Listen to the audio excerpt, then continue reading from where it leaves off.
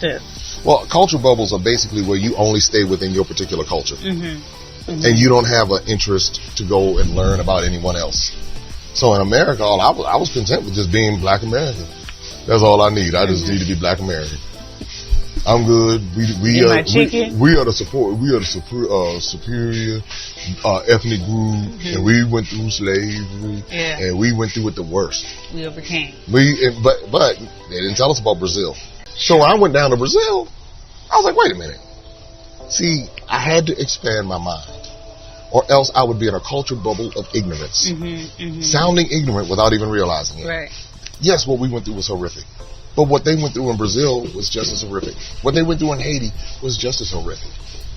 Chattel slavery, even though it was Portuguese in Brazil, French in Haiti, British along the east coast of the United States, but then you had Spanish, coming in different parts of, like Mexico and Cuba and different Dominican Republic.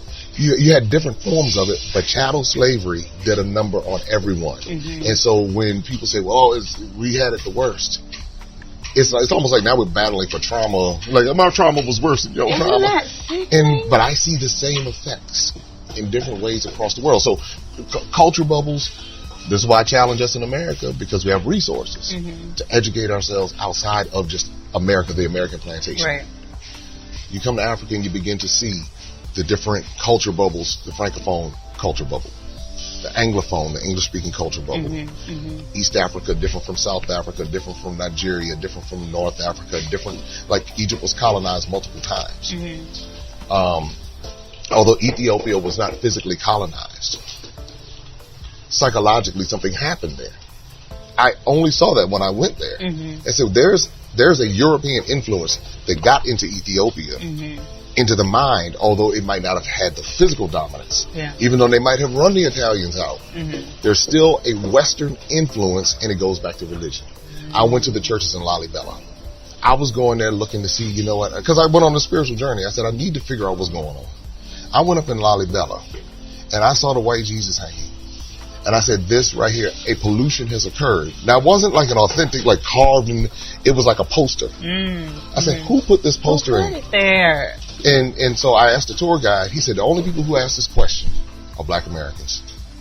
He said, the only people who ask the question about the white Jesus in Lalibela in Ethiopia are the Black Americans. Now, I'm sure other people do, but that's his account of the experiences that he had.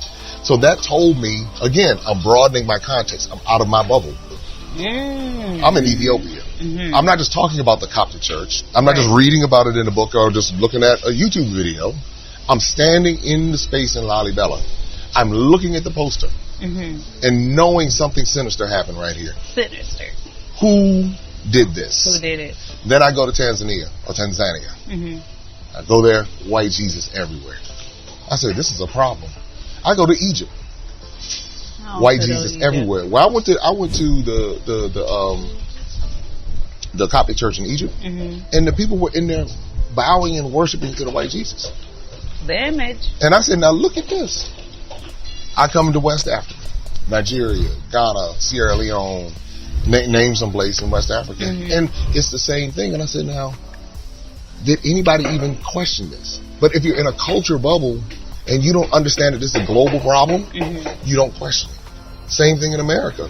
If we think that, our problems are only our problems and we're just dealing with it in America, we don't question what else is going on around the world into recognizing that this is a global problem of education, religion, and finance.